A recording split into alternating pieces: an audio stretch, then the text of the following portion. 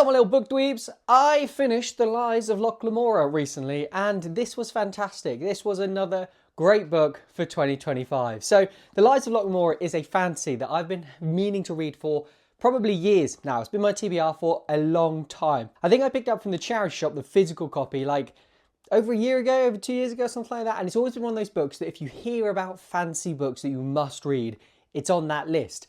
The rest of the series, not so much. I don't know if I'm going to continue the rest of the series because, yeah, it just hasn't had that much hype, the rest of it, and it's not finished. But The Lies of Locke Lamora is great.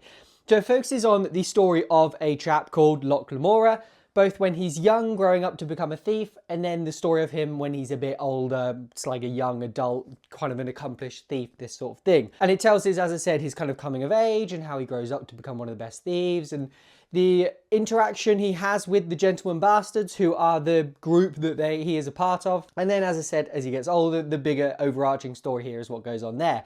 Won't spoil too much of the plot, but I would say the plot is probably slightly the weakest element of it. It's good. It's good enough to keep you going.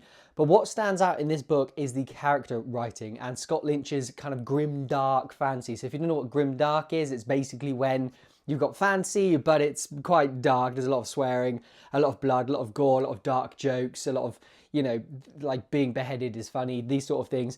And that's what Lies of Locke Lamora's kind of humour is about, and I enjoy that sort of thing because you've got to have a laugh at dark things sometimes, because if you can't, when can you laugh? But that's my favourite thing about this, and the characters and the interactions and their kind of humour with each other and the slapstick kind of elements to it sometimes.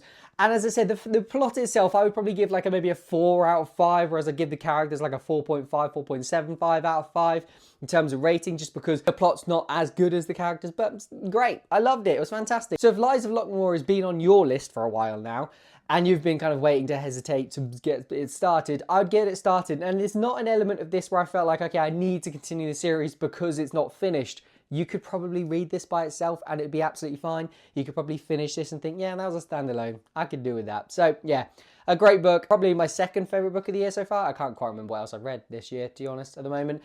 But I've got some other books that I've finished and I need to do some videos of. And I've started another book. There's a lot of reading going on at the moment and I'm loving it.